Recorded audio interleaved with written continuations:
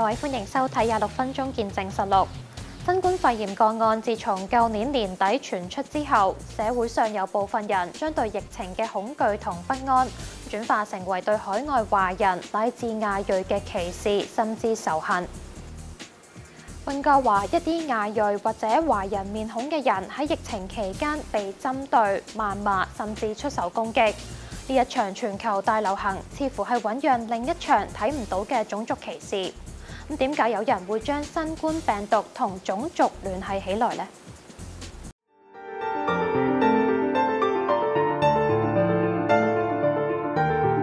I just pictured my grandpa, you know, and he's obviously someone else's grandpa or father or brother, and how could someone be doing that? Even the girl who got hit at the bus stop, that easily could have been me, you know. 溫市警方透露，市內針對亞裔嘅仇恨罪案持續增加。今年3月到目前為止，案件數目係去年同期嘅7倍幾。China virus、China flu、Kung flu， 佢都講呢啲嘢。咁如果見到一個總統可以咁樣講咁樣，咁變成好多人都話哦 ，maybe it's true。住呢班人咧都係想鬧你，但係冇乜藉口。而家你話你帶啲菌過嚟啦，你整到我冇工做啦，整到我仔女病咗啦咁樣。呢種咁樣嘅情形咧就係比較好以前我冇見過，而家呢一次係比較係激烈啲嘅。針對亞裔嘅事件近日時有發生，一連串嘅歧視、仇恨事件引發本地華人擔憂。Thinking that if I wore a mask, that would actually make me a bigger target for racial attacks. 因為今一次冇人發生咗 ，no one got hurt, right? But who's to say that later on 佢哋會唔會their hate for Asians will build up and build up? Who's to say that later on the next victim won't be so lucky?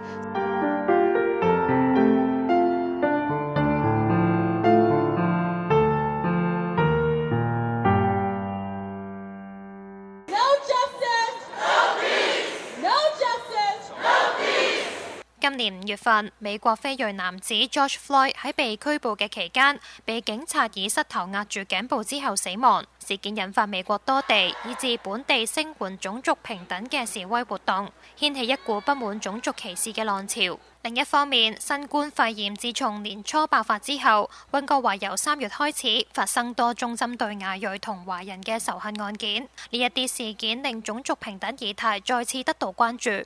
Because we're mad, all right? We're mad. We're mad at China. We're mad at Chinese culture. 那他纯粹就是看着我们是华裔，或者是说我们的面孔是华裔。因为如果今天我是个白人的话，他跑来跟我讲这些事情的话，是有点莫名其妙。但是你不会觉得说哦，他有任何歧視。可是他就是因為看了我們是這樣子的長相的時候，然後來跟我們講話，我覺得這一點就已經是他最不對的地方了。喺本台工作嘅 Carol 同攝製組6月份喺溫市中心拍攝期間，被一名白人男子搭訕。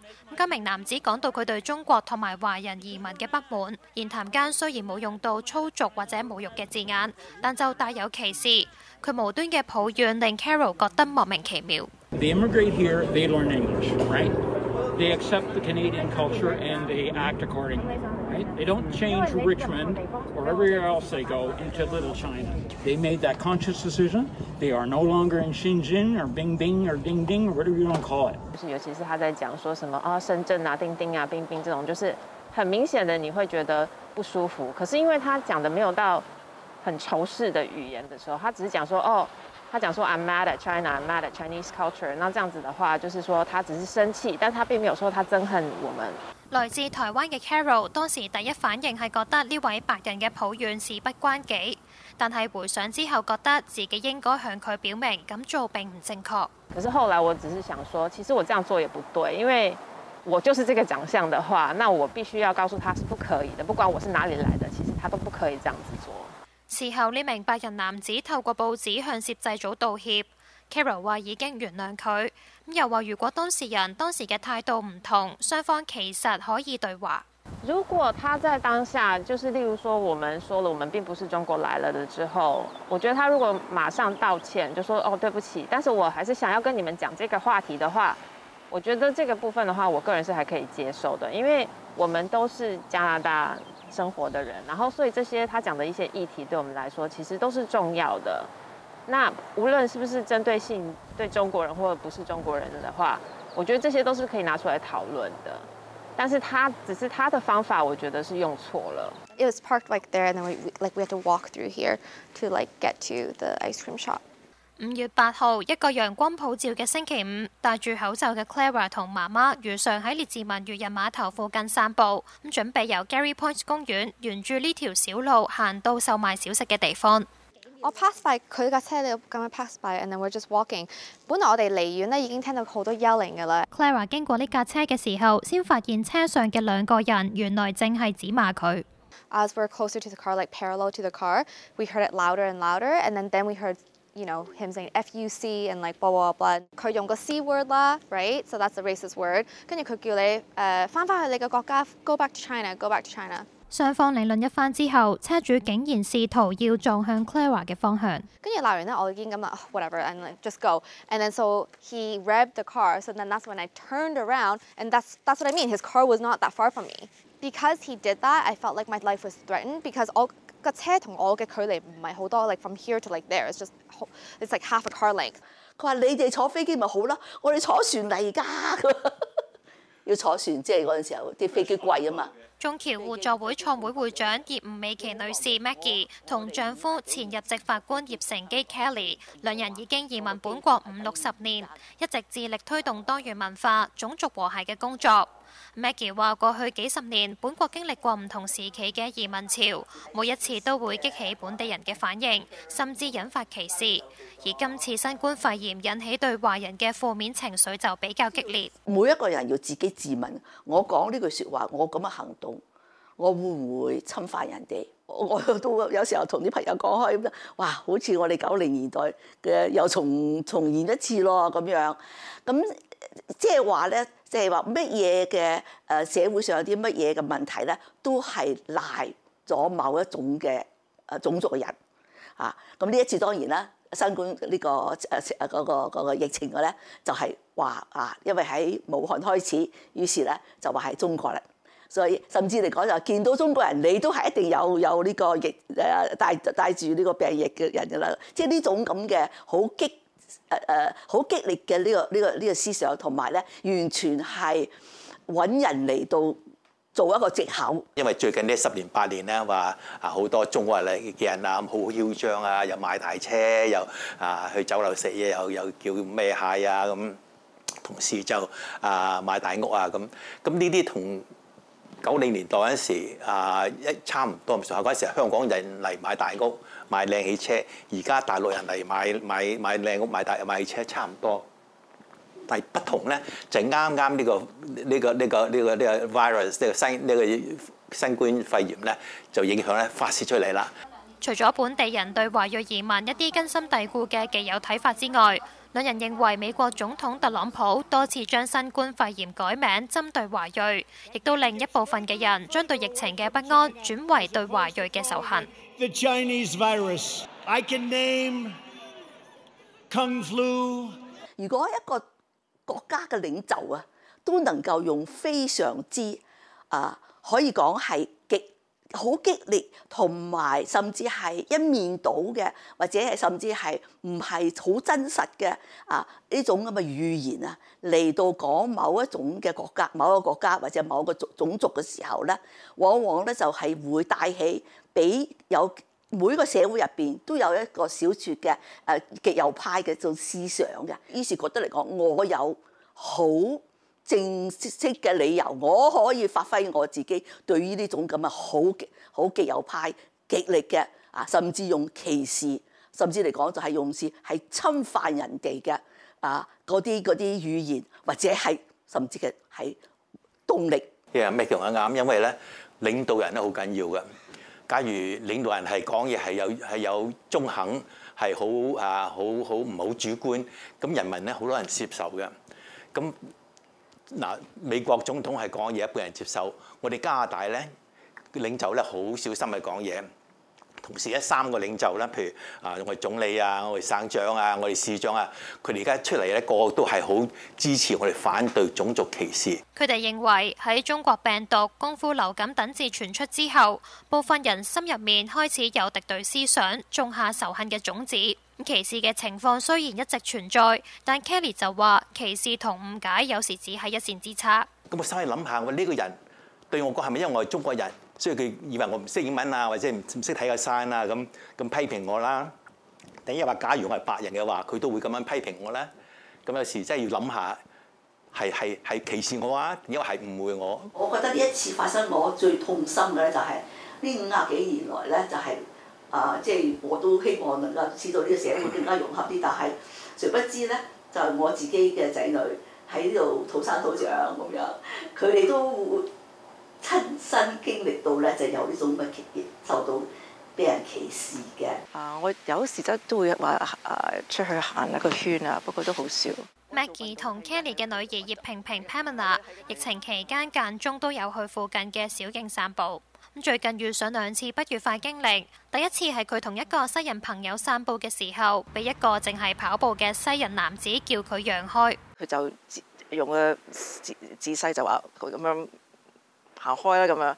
咁我朋友我就冇出聲，我朋友就話英文就話 You can get out of the way too 跟住佢就冇出聲，就繼續望住我，就指住我就話 But she's so close 咁樣。佢另一次同朋友散步嘅時候，又被一對西人夫婦出現挑剔。我哋一個行 cross 啦，佢就好大聲出聲，就講 Nice social distancing。Pamela 當時覺得驚訝並冇出聲，但佢嘅朋友就反問該名男子咁樣講係咩意思？咁佢就話 Well, you know, you're supposed to be 2 meters apart. There's signs everywhere. You're supposed to be single file.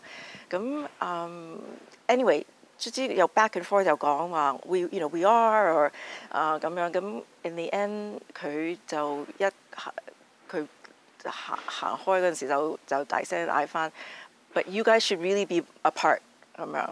事後 Pamela 同朋友傾談，佢哋都話之前未發生過咁嘅事，咁發覺對方可能係因為自己嘅為人面孔先至咁樣對佢。我另外同個朋友了解下就話，佢就覺得如果佢同埋一個西人嘅朋友係一齊行，或者佢同埋佢嘅老公一樣咁樣行咧，佢話 for sure 個男人就唔會出聲。But because 佢見到我咧，佢就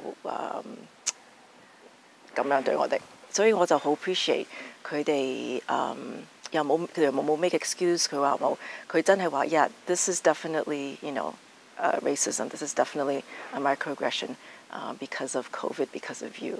喺本國土生土長嘅 Pamela 認為最近嘅一啲仇恨案件令佢覺得喺加拿大呢個家好似個陌生人，覺得好唔公平。點解咧？我都冇去過中國，我又冇唔係話有咳。我又咩都冇 symptoms， 點解佢哋會咁樣對我咧？就覺得好 unfair。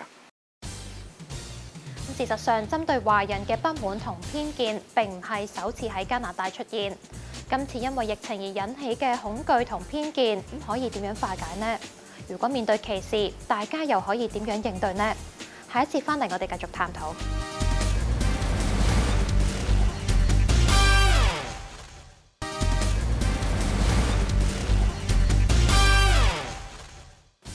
根據溫市警方嘅數字，截至5月份，溫市發生29宗針對亞裔嘅仇恨罪案，較去年同期嘅4宗多6倍。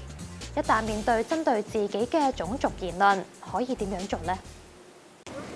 而家仲會唔會驚啊？行過呢條路？唔會啊。Actually, for a good month, my mom wouldn't walk back here, but she would only walk in the Gary Point part. But I was like, Mom, like this is our city. I'm not going to hide. It's broad daylight. I'm not going to change the way I live. Claire 話5月份同媽媽喺列治文 Gary Point 公園附近散步嘅時候，被2個車上嘅人無端以種族侮辱字眼指罵，話佢哋戴口罩係有問題，更加意圖要開車撞向佢哋。So then that's why I was like, okay, that's crazy. So then my mom, when that happened, my mom started screaming, help, help. And then so there was like a lot of people around. So then they drove off. And then when they drove off, I had their license plate, so I called the cops right away because I felt like I didn't know if they were going to come back or not. And I come to the park every day. 你提到媽咪即係都有嗌叫人哋幫手救命，有冇人理你哋 ？No, no. 即係一向嚟講啊，好多巴啊，好多嗰啲咁啊低 club 啊咁啊。你如果你唔出聲行開嘅話咧，嗰個人咧往往覺得佢你認同咗我啊，我做得好啱，咧人哋都唔幫你，佢自己覺得佢白色種人種，我就呢個地主，唔係啊，你唔係地主嚟嘅。喺90年代擔任過溫市議員嘅葉吳美琪 Maggie， 過去幾十年見過唔同針對華人嘅事件。佢同丈夫都認為，遇上唔公平嘅事一定要發聲。咁就算係旁觀者都有重要角色。記住佢嘅象徵啊，打電話警察報警啊，咁就唔好話走埋去鬧呢個打人嘅呢個人啊咁係咪？你影到自己俾人打埋一餐，仲弊。有提示好啦，即刻影咗佢嘅相。係啊，影咗相。但係如果你5、6個人、6、7個人，好多人啊，但係話喂你咁樣唔啱喎，或者咩？佢會好多時候咧，呢啲人咧佢自己知道咧，就係人多佢唔敢啦。每一個人都要嘅，即係甚至你自己係當事人又好，或者受害人又好，或者係旁觀者又好，你都覺得嚟講我有咁嘅責任，使到呢個社會融合啲咁樣咁。其實近月多宗針對華裔嘅事件已經對唔少華人造成影響。上個月民調機構 Angus Reid 就新冠肺炎疫情引發嘅歧視華人問題進行問卷調查，結果發現半數人曾經被其他人以新冠病毒相關、具侮辱成分嘅字句稱呼，60%人更加為咗避免受針對而改變日常習慣。COVID is really just an excuse for these blatant forms of racism to rise to the surface.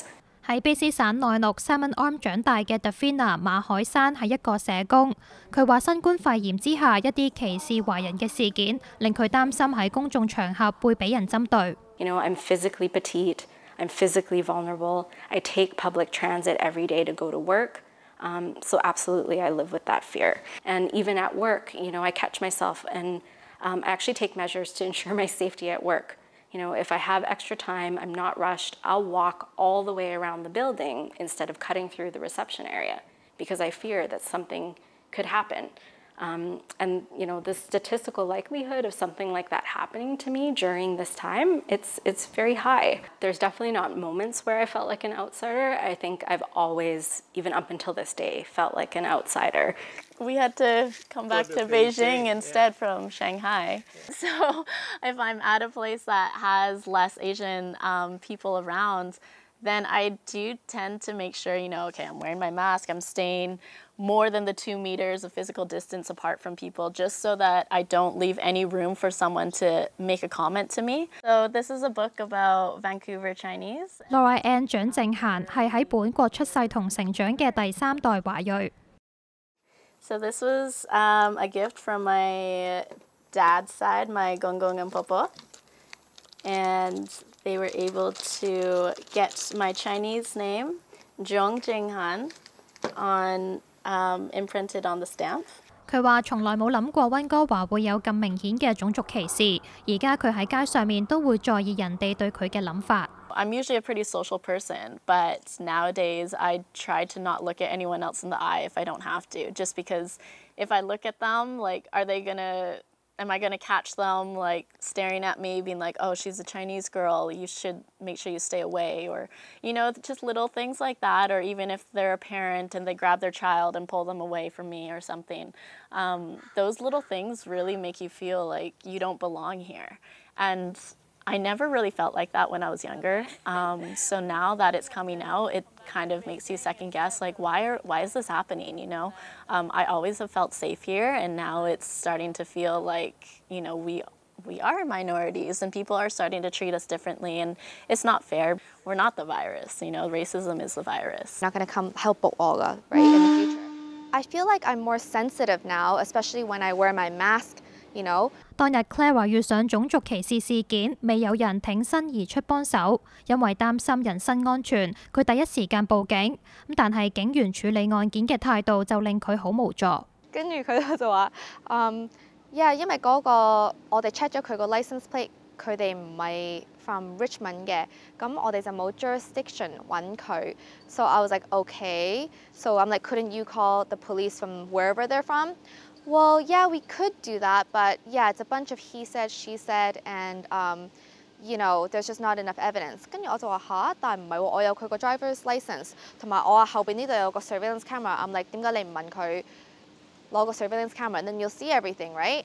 And then they're like, yeah, but yeah, then it would require for us to apply for the CCTV, blah, blah. Long story short, he didn't want to do the job. So then to me, it didn't make sense. I'm like, the least you could do is just knock on their door to just tell them we're aware of the situation and like do not let it happen again. 佢覺得警方嘅做法並唔合理，咁後來將事件經過以貼文方式放上社交媒體，得到好多關注。我覺得 initially 個警察係諗住係 you know, that nobody got hurt, so, you know, let it go kind of thing. But my point is that just because we defended ourselves does not make us less of victims. Just because no one got hurt or injured or killed does not make the crime any less hateful. But, you know, in the end, because of like the power of the internet and the power of social media, they were taking it seriously after, and I'm grateful that they looked into it. I'm grateful that they pursued the accused racist, and I'm grateful that I got the apology. 列治文騎警事後就 Clara 嘅案件作出澄清，話發生喺列治文嘅案件都係喺管轄權內，而近期亦都有一啲案件令警方執法嘅手法再次受到關注。華裔女生 Mona Wen 今年喺一次健康檢查嘅報案中，被一名騎警將處於半昏迷狀態嘅佢喺地上拖行，期間並踩佢嘅頭部同扯頭髮。事件引起公眾以遊行示威表達對警方暴力執法同種族歧視嘅關注。I do believe that there is systemic racism within the police force that needs to be addressed. However, today we're focusing on mental wellness checks and on the police brutality issue. I do believe that there are other professions that could definitely handle this issue better. People with more training who have the skill and knowledge. And so what I would like to see is to have at least one of these personnel accompany a police or go in a team assembled by, you know, social workers, mental health nurses, and a lot of different allied health workers. Kenona 皇家騎警雖然日前已經就事件道歉，但事件嘅相關調查仍然進行中。而事件發生之後，就有37萬人喺網上簽名要求刑事檢控該名警員。而卑詩省仇恨罪案組警員 Anthony Stephen 就話，目前省內有2名警員負責協助省內各市警方喺仇恨案件上嘅調查。佢指出，仇恨案件普遍係一啲由偏見、憎恨引起，針對特定群組嘅刑事案件。Straightforward criminal offenses, so assault, uttering threats, criminal harassment, mischief, which is like damaging property or vandalism. 案件通常先由地方警察調查，如果定性為仇恨案件，就會記錄喺全省系統入面。The point of that is to try and identify, you know, if there are connections between incidents or series of incidents. 而仇恨案件同一般侵害人身嘅襲擊罪不同之處，咁就係法庭喺量刑時可能會加重刑期。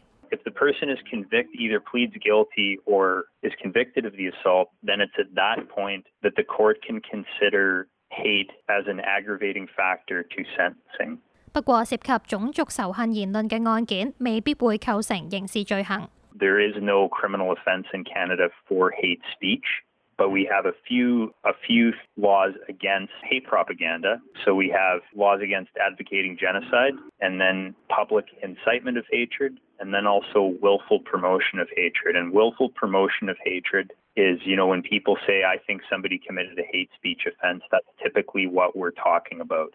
You know, somebody yells at someone else in the street and uses racial slurs.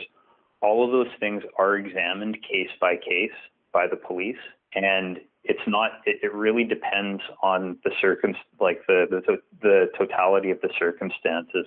Any of those things that are examined by the police and don't meet the elements of a hate crime will basically automatically default to being protected under Section 2 of the Charter as freedom of expression. 雖然係咁 ，Anthony 話一旦發生類似嘅事件，無論事情嚴重性，都應該向事發當地警方報案。如果同一地點時有發生同類事件，警方可以調配人手多加巡邏同加強社區工作。At the end of the day, if the police are able, at minimum, to identify a suspect in any incident, even if it's not criminal, but if they're able to identify a suspect, there's nothing preventing the police from going and talking to somebody about, their behavior and how it affects the community, which can also have a preventative effect in, potentially the suspect escalating to something more serious the next time.